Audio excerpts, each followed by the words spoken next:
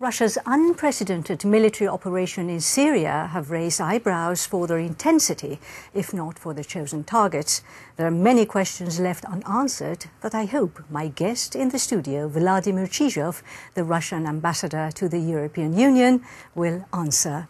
Now, sir, what are the intentions of Russia in Syria?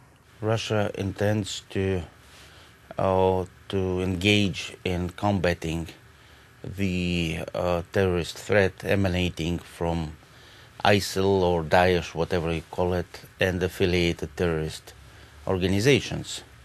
Russia is not only assisting the Syrian army. There are over 2,000 Russian citizens and those of other CIS countries fighting in Syria on the side of the terrorists. So we don't want those people to gain victory and then come back. But why now, after 4 years of unrest in Syria?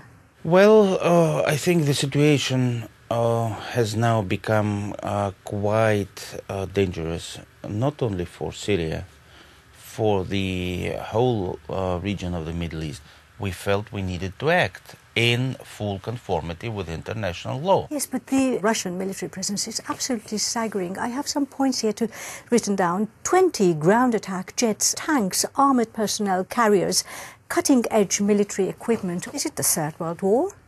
It's not the Third World War, but, well, Russia's presence compared to the presence of other countries in adjoining countries of the region is not that huge. Is it possible that Russia wants to keep a foothold in the Middle East in the future?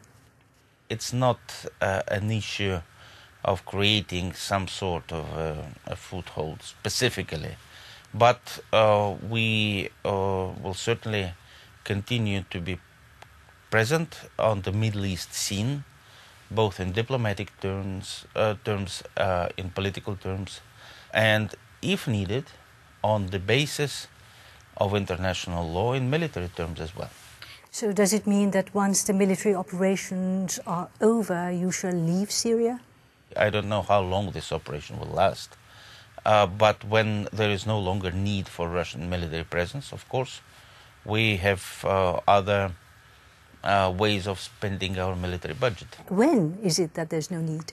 When the terrorist threat is eliminated and there is peace and stability. There have been loud voices in the Western media about Russia not targeting actually ISIL, but starting with those rebel groups who fight against President Assad's regime.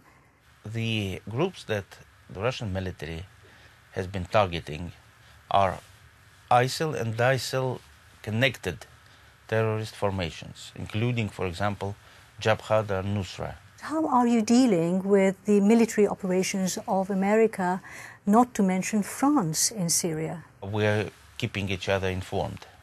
Have you started a parallel political process to end the problem, the crisis? Actually, the political process should be a Syrian-owned political process, as agreed by all the major powers back in Geneva in 2012. We have not undertaken the role of a mediator.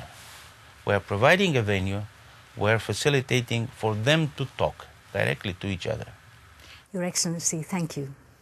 Thank you.